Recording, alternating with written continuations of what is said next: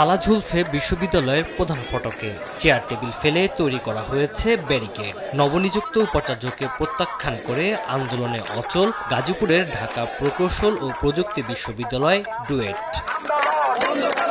সোমবার সকাল থেকে আবারও উত্তপ্ত ডুয়েট ক্যাম্পাস। সবগুলো ফটক বন্ধ করে অবস্থান নেন শিক্ষার্থীদের একাংশ।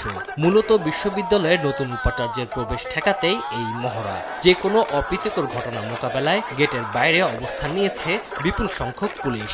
আমাদের ডুয়েট ব্লকের কর্মসূচি চলছে, আমরা এখানে অবস্থান করছি এবং আমাদের যে কর্মসূচি গতকাল রাত্রে ঘোষণা করেছিলাম ডুয়েট ব্লকের, সেটা এখনো পর্যন্ত চলমান। কি জন্য এই ঘটনাটা ঘটতেছে আমরা একটু নেগোশিয়েট করার কথাবার্তা বলেছেন, এ ধরনের কোনো কিছু তিনি না করে সরাসরি তিনি